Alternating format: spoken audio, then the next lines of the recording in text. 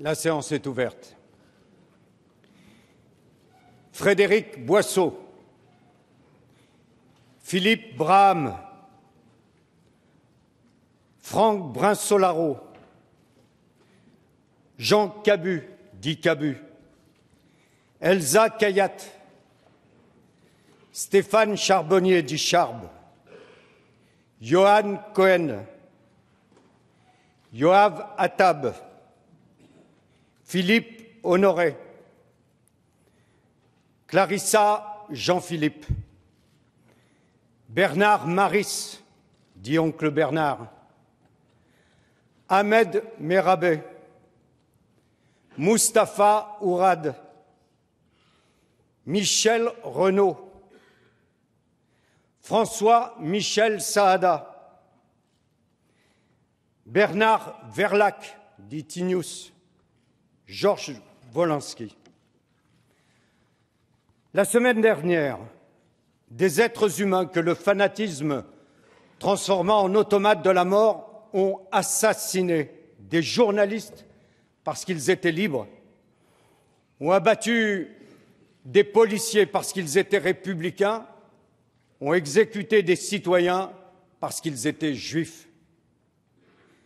Ces marionnettes de la tyrannie avaient un but, faire tomber sur la France une chape d'effroi pour que plus rien ne soit possible, si ce n'est la peur.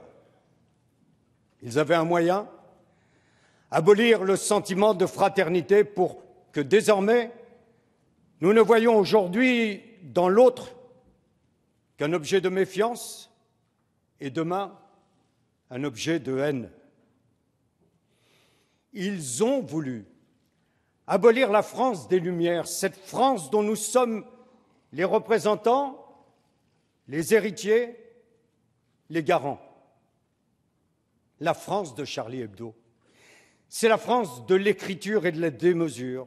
C'est la France des poètes et des pamphlétaires et des philosophes. C'est la France de l'irrévérence et de la fulgurance. En un mot, c'est la France.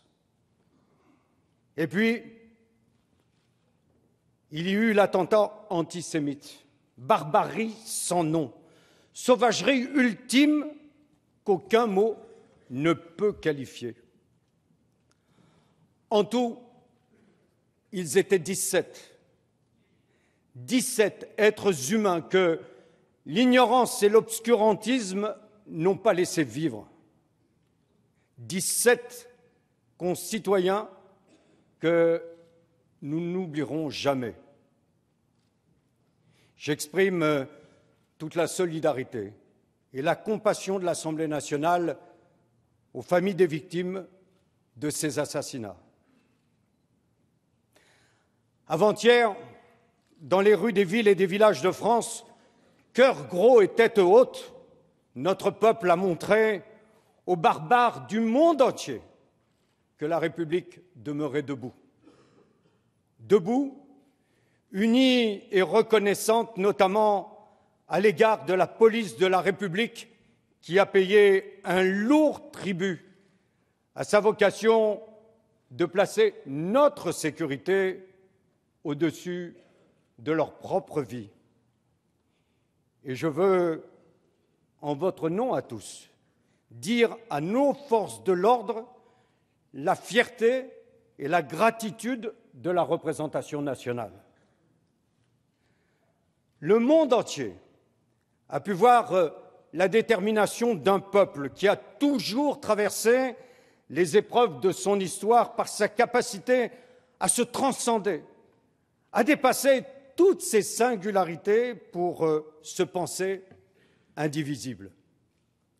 Et si la plus grande des gloires de la France était justement celle-là, que nous tous ici, nous avons une famille, un pays de naissance, une rue de naissance, un coteau familier, une colline, un quartier qui nous définissent, mais qu'à l'articulation de cette singularité naît cette identité supérieure à toute autre qu'on appelle la citoyenneté.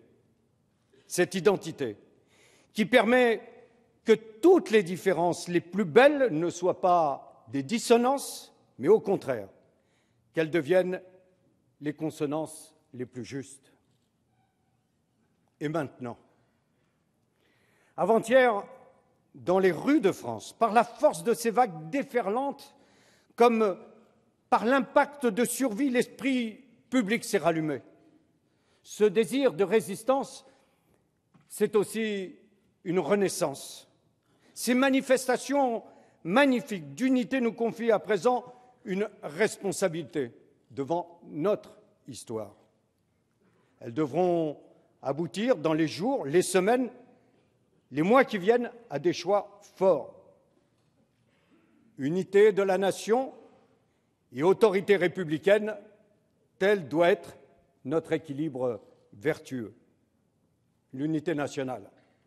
En 2015, et pour longtemps encore, pourvu que nous sachions vivre ensemble, pas simplement cohabiter, vivre ensemble, c'est-à-dire faire société commune, ne pas se regarder en chien de faïence, faire primer l'intérêt général sur les intérêts individuels et le droit sur la force. S'inscrire dans une aventure collective, une équipée patriotique, un patriotisme ouvert, éclairé, confiant, un patriotisme qui se réapproprie son hymne et son drapeau au nom de la défense des valeurs et des instruments de la République. Unité de la nation donc et autorité républicaine.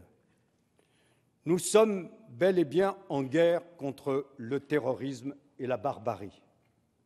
Faire vivre et grandir nos valeurs, cela réclame des mots, mais aussi des actes. Nul angélisme, ni excuse sociologique devant les pousses au crime et les professionnels de la mort, aguerris ou apprentis, et nulle complaisance à l'égard de ceux qui tenteront tous les raccourcis, tous les amalgames. Le président de la République et votre gouvernement, Monsieur le Premier ministre, souhaitent prendre des dispositions, que nos compatriotes sachent que cette Assemblée saura prendre ses responsabilités au service de la sécurité de tous nos ressortissants en tout point du territoire national et en dehors de nos frontières. Elle entend démontrer à nos concitoyens que l'image d'unité populaire du 11 janvier n'est pas pour solde de tout compte. L'unité nationale est le bouclier qui protège notre société de la division. L'État républicain sera le glaive levé contre ceux qui défient ce que nous sommes et ce que nous entendons perpétuer, cet art de France du vivre ensemble. Et cela vaut aussi en Europe, où notre pays se doit de porter l'étendard de la lutte pour la liberté. Nous, filles et fils de France, grand pays patiné par l'histoire, nous voyons d'où nous venons. Nous sentons qui nous sommes. Plus encore, depuis le 11 janvier, la Marseillaise aux lèvres, nous savons ce que nous voulons. Vivre. Vivre libre. Vivre égaux. Vivre ensemble en fraternité. Chérir quelques principes au premier rang desquels la laïcité, elle ne saurait être négociable. Ces valeurs, celles de la République, nous rappellent chaque jour qu'il n'est pas de plus grande fierté que celle d'être citoyen français et de plus grande mission que d'être ses serviteurs. Mes chers collègues, je vous invite à présent, à la mémoire des 17 victimes de la barbarie, à observer une minute de silence.